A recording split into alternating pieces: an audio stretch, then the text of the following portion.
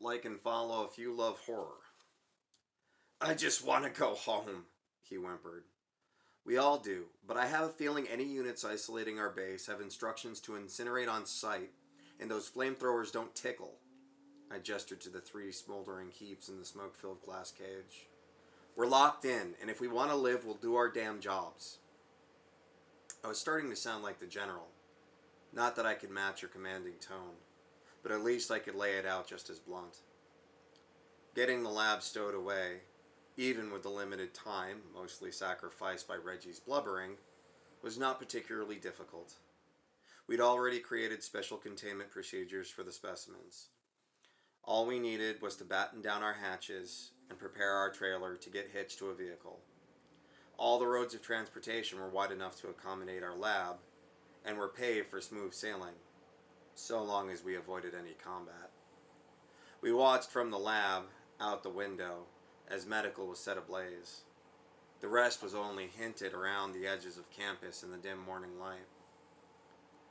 Not far off, over the tops of buildings, we could make out the orange glow of fires and the telltale signs of smoke, the occasional clap of blue-green light from something electrical, then the pulsating thump of the explosions that followed.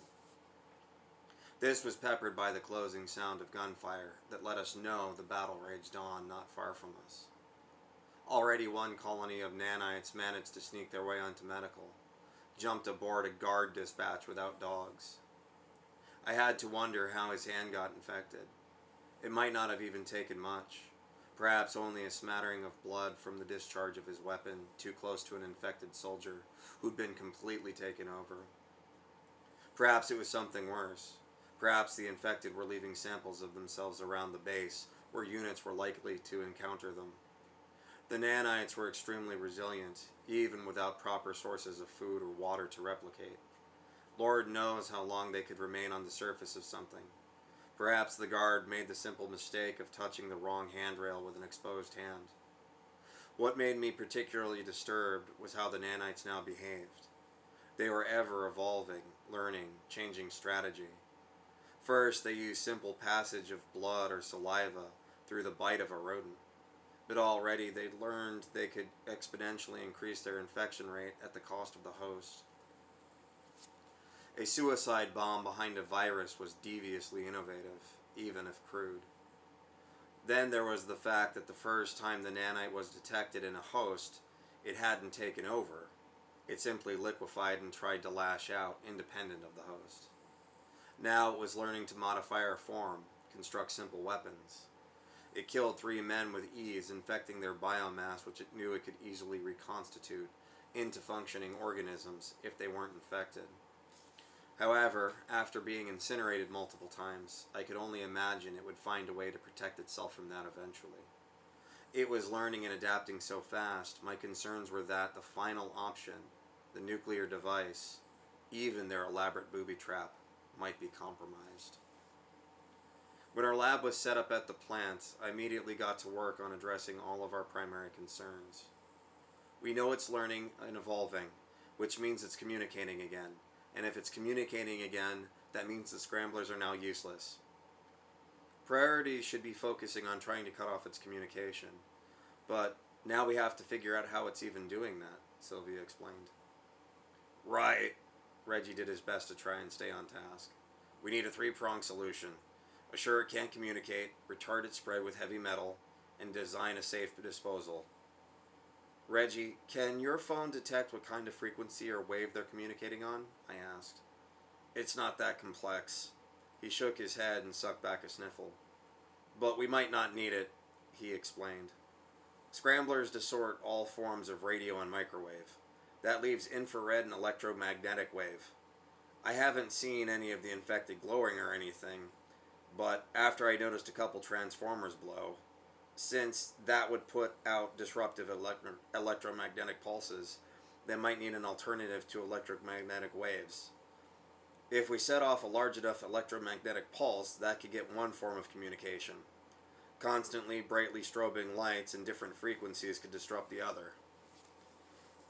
An electromagnetic pulse will fry everything we have in the lab. Sylvia racked her brain to address the obvious flaw in Reggie's plan. We could control the radius effect affected by setting off smaller EMP detonations around the perimeter. We would also want to do it semi-regularly to create constant disruption. Okay, Reggie, get on the horn with the general and walk them through the construction of both devices. Use any technical heads you can borrow to make them as targetable as possible.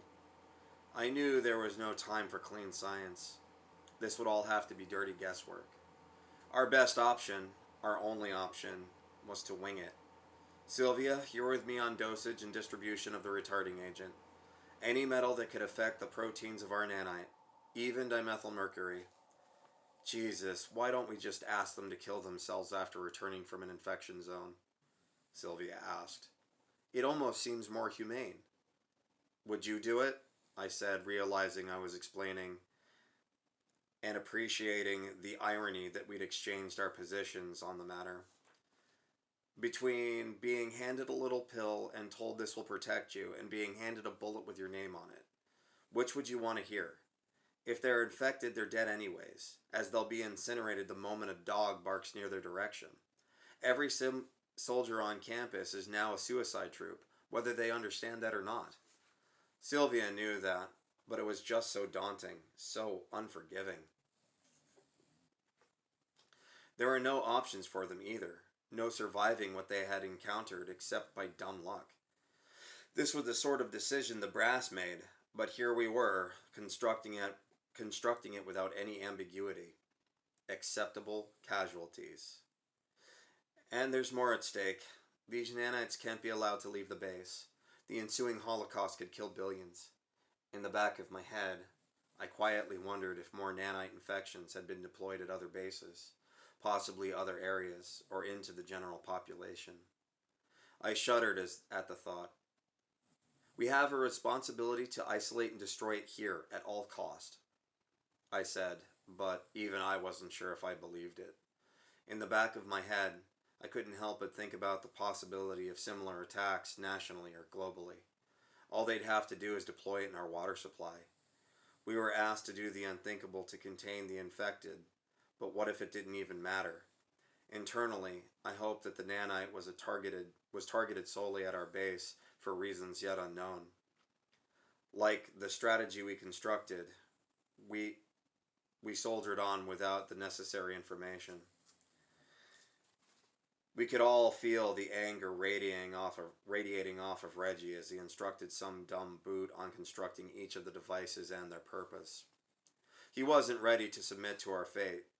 To be sure, neither was I. At the time, I'd expected to just ball up and cry when faced with my own death. I wanted to live. We all did. Every damn acceptable casualty wanted to live. It made it that much harder for me to construct each pill. Through tired, weary eyes, I concocted murder as mercilessly as I could. Cobalt could literally cause necrotic tissue inside the soldier. They'd rot from the inside out, hemorrhaging, choking on their own blood. The death would be similar and slower for the affected with chromium. And if either were introduced into the host too soon, the effects on their mind would make them useless in combat. These symptoms would be decreased and survivable in soldiers who took the copper or silver poisoning. But if they survived, the metal wouldn't be enough to kill all traces of the biomechanical nanite. Their fates would end at the barrel of a flamethrower. Dimethylmercury and arsenic would be the most merciful. After mere minutes in combat, they'd just fall into a coma and die. Even if they survived, they'd be brain dead and unable to feel their inevitable incineration. I stared at my own vial containing the little amber cyanide pill, likely the same or similar substance to actual cyanide, and a reflection of what I was doing to anyone taking my death pills. Mine was just a bigger dose, a quicker death. I could have just taken it. I could have ended it. It would be a mercy. Even if my body was possessed by nanites, my mind would be gone. I could just leave it all painlessly. Maybe I was fooling myself into believing I might yet survive. I'd like to believe that I wasn't a coward. To be blunt, I have no idea why I didn't take the damn pill right then and there. Sylvia tapped my shoulder. I will